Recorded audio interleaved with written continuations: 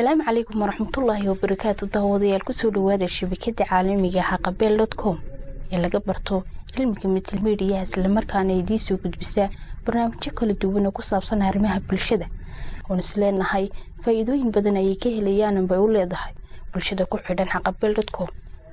دعوة البريهان دم بوحين كده جرني فايدة عنتطلقها لدمول هذا بالدعوة المانت محادنا قفل لسان maanta waxaan idin soo qaaday aan bay idin soo xulay waa malab iyo qorofal faa'iidada caafimaadka u leedahay daawasho wanaagsan. Isku darka malabka iyo qorofalka boqolaal sano ayaa dunida looga isticmaalayay dawo ahaan waxaana la aaminsan yahay in uu yahay dawo dhaqameed tayo badan leh oo dhibaatooyin badan oo caafimaad si fiican loogu daweyn karo.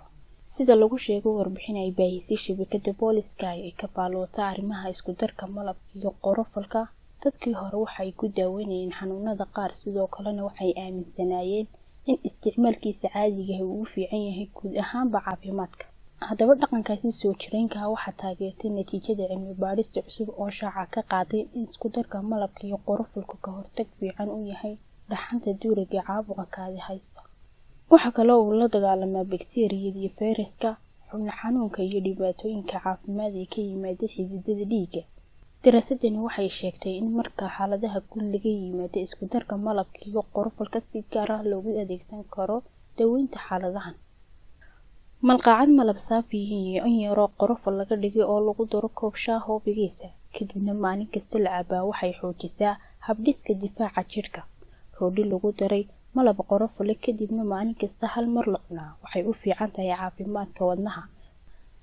laba malqacadood oo malab saafi iyo malqacad yar oo qorofal budo laga dhigay hadii lagu daro koob biyo diiran kadibna maalin kasta laba jeer la cabaa waxay dawo ka noqon kartaa xubno xanuunka.